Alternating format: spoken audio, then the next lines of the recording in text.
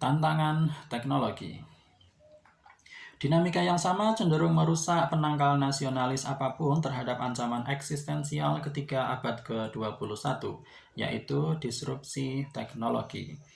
Seperti yang kita lihat di bab sebelumnya, menggabungkan infotek dan biotek membuka pintu bagi banyaknya skenario kiamat, mulai dari kediktatoran digital hingga penciptaan kelas global yang tidak berguna.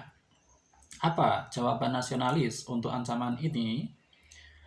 Tidak ada jawaban nasionalis. Seperti dalam kasus perubahan iklim, begitu juga dengan disrupsi teknologi, negara bangsa hanyalah kerangka yang salah untuk mengatasi ancaman.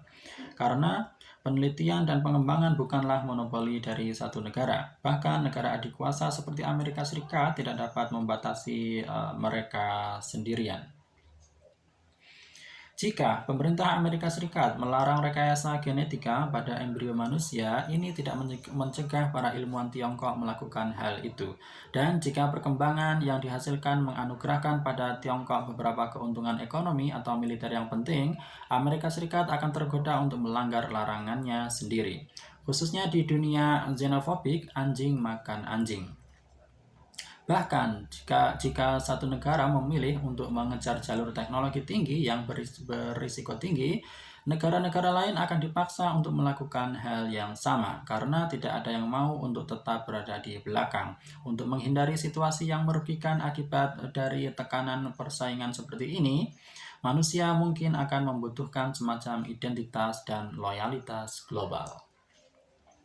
Selain itu, sementara perang nuklir dan perubahan iklim hanya mengancam kelangsungan hidup fisik manusia, disrupsi teknologi dapat mengubah sifat kemanusiaan dan juga karena itu terkait erat dengan keyakinan etis dan religius manusia yang paling dalam.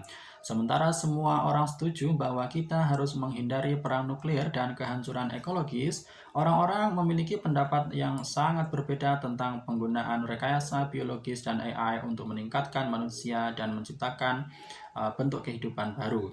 Jika manusia gagal untuk menyusun dan mengatur pedoman etika yang diterima secara global, itu akan menjadi episode baru untuk Dr. Frankenstein. Ketika datang untuk merumuskan pedoman etis seperti itu, nasionalisme sangat menderita karena kegagalan imajinasi. Nasionalis berpikir dalam hal konflik teritorial yang berlangsung berabad-abad, sementara revolusi teknologi abad ke-21 harus benar-benar dipahami dalam skala kosmos. Setelah 4 miliar tahun kehidupan organik berevolusi dan oleh seleksi alam, natural selection, sains mengantarkan kita pada era kehidupan anorganik yang dibentuk oleh desain cerdas, intelligent design. Dalam prosesnya, Homo sapiens sendiri kemungkinan akan menghilang. Hari ini kita masih merupakan kera dari keluarga hominid. Kita masih memiliki kesamaan sebagian besar struktur tubuh, kemampuan fisik, dan kemampuan mental dengan Neanderthal dan simpanse. Bukan hanya tangan, mata, dan otak kita yang hominid, tetapi juga nafsu kita, cinta kita, kemarahan kita, dan ikatan sosial kita.